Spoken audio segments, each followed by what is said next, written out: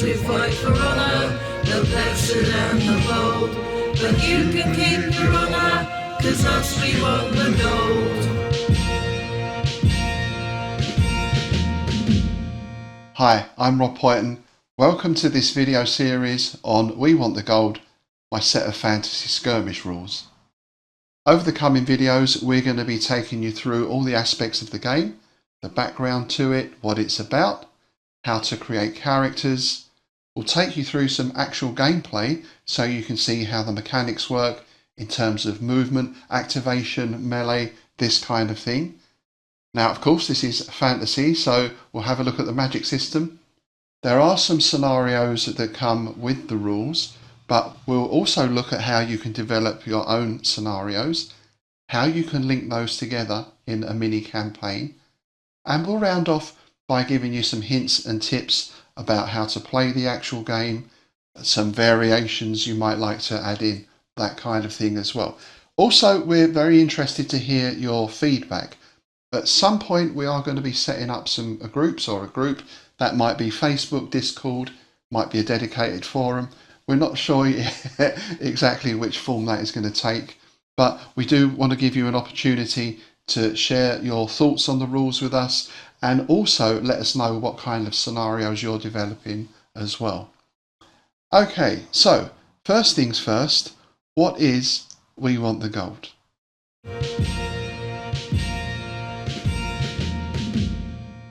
We Want the Gold is a set of skirmish rules put into a fantasy setting. I tend to think of it more as sword and sorcery rather than high fantasy kind of stuff. I suspect, like many of you, I grew up on Jason and the Argonauts, the Sinbad films, the Conan stories, all that kind of thing. So the atmosphere of the game really derives from those sources. The heart of the game is the faction. Each player controls a faction of normally 5 characters, though it can be more, it can be less, depending what sort of game you want to run. Each faction has its own objective, and they come together in a scenario that's put together by the game master. Now, when we think of those objectives and our factions, again, just going back to movies, if we think of some of the classic spaghetti westerns, you know, you've got one faction at this end of the street, you've got another faction at that end of the street, you've got the lone gunman and maybe a couple of other people in the middle. Straight away, we've got this 3-way thing going on. So it could be that the objectives of your faction align perfectly with another, in which case, presumably, you're gonna help each other, you're gonna make some sort of alliance. It could be that your objectives are diametrically opposed to the other faction, or it could be that they've got nothing to do with you at all. Everyone just happens to be here at the same time. So this for me is one of the unique features of We Want the Gold, this idea of multiplayer rather than 2 sides facing each other.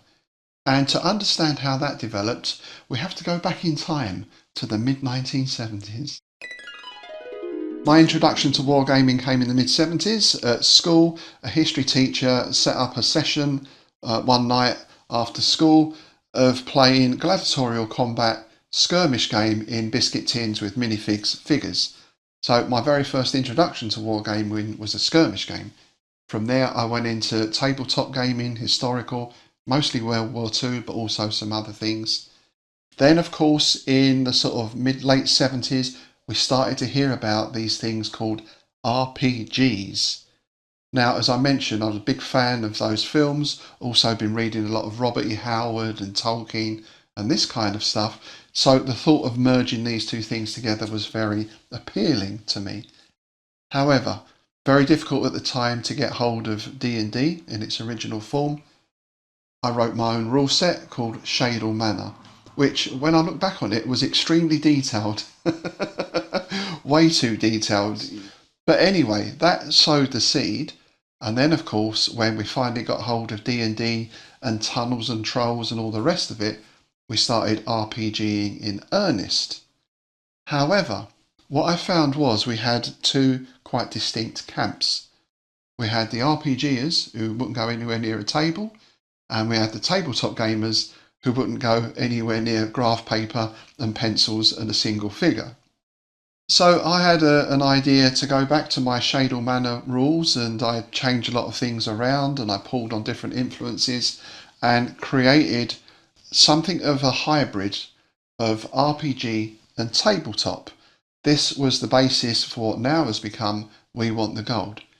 Because normally in a tabletop game, whether it's a large scale battle or a skirmish, you have two sides. If we think of a fantasy setting, we've got the elves are defending the woodlands from the marauding orcs or something like that. In an RPG setting, you play as a party. You've got a group of characters, your magic user, your fighter, and so on, and you cooperate in exploring and usually looting and all the rest of it.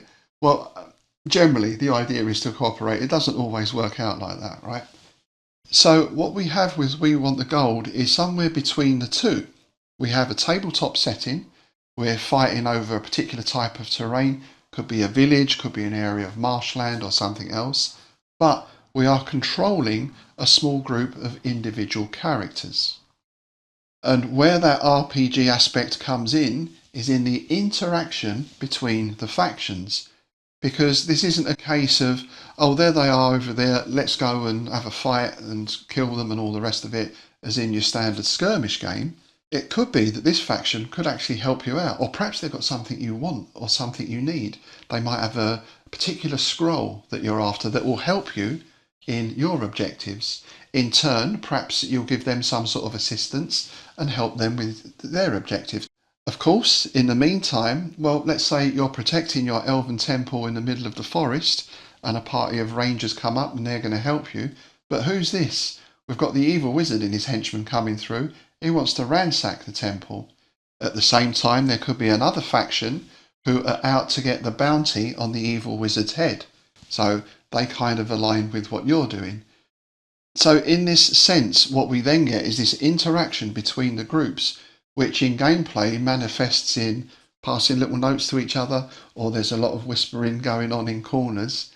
And these relationships start to build with, of course, the opportunity to aid, assist, or to double cross as well. So this is where it becomes more RPG. But as I've said, we are in this tabletop setting. I mentioned the GM as well. Usually we'll have a GM running the game. They will set up the scenario, they will dish out the objectives and any items that the different factions might get, and then they'll oversee the game. They will also control any creatures on the board, because if you're poking around in old temples and the like, something nasty is bound to jump out at you sooner or later. So the GM will run that aspect. They can also do things like oversee searches, or perhaps we've got someone who's taken a potion of invisibility, we've got a bit of hidden movement going on. They'll generally see that the game runs. So in a sense, it's not really necessary for the players to know the rules particularly well. Again, that is similar to an RPG. You tell the GM what you want to do. The GM will say, right, well, you can try this, you can try that, roll the dice, and they'll tell you what happens. At the same time, of course, when you do something as a player, we want this to be like a cinematic action experience. So it's not just a case of, well, I move my pirate figure 6 centimetres that way. It might be my pirate leaps up onto the table, grabs a chandelier, swings across the bar room and, lands on the lizard man or something. So we want the game to be very descriptive in that sense and not just moving your figures around and rolling some dice. That's the basic outline of the game then, and the feel of it. The game progresses in turns, characters are activated, everyone gets to take some actions. We go through until the GM rules that the scenario is over. Either everyone has got their objectives, or they can't get them anymore, or perhaps they're not active anymore, or in some scenarios there'll be a very particular incident that will signal the end of the game. Alright, so we've mentioned factions and characters there. Those are really the core element of the game. Let's go on to part 2 and look at how we create them. 'Cause us we want the gold.